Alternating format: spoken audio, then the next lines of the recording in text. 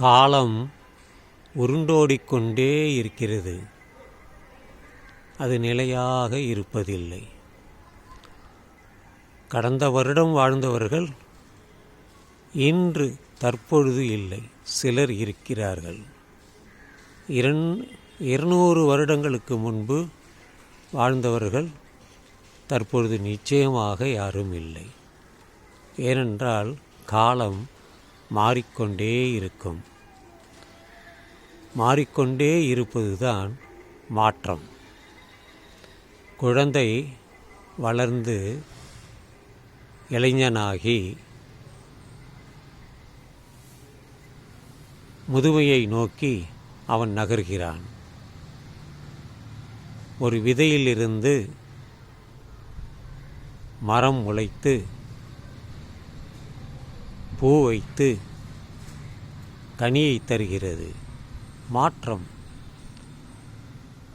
இந்த பூமியில் நடக்கின்ற அனைத்துமே மாற்றம்தான்.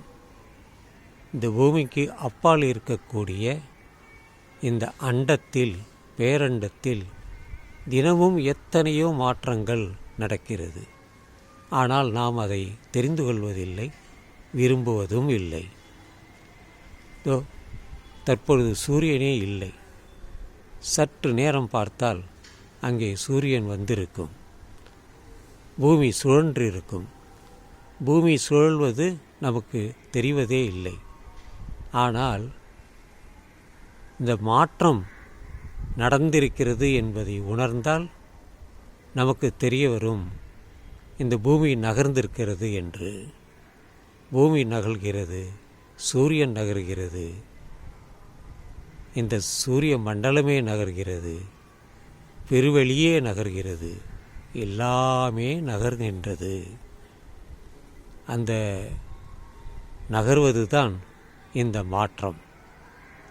இந்த மாற்றத்தை தெரிந்து கொண்டால் நாம் மாற்றத்தோடு மாற்றமாக நாமும் கலந்திருப்போம். நாம் இந்த காலத்தை பிரித்து பார்க்க முடியாது.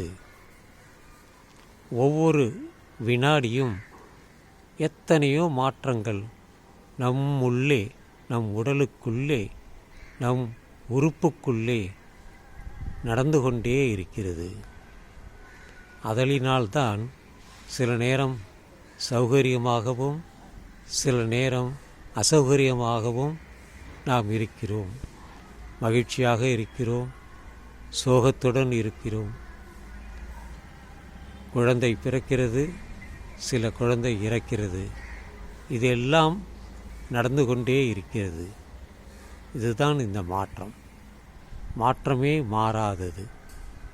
மாற்றமே மாறாதது. Time changes, time cures.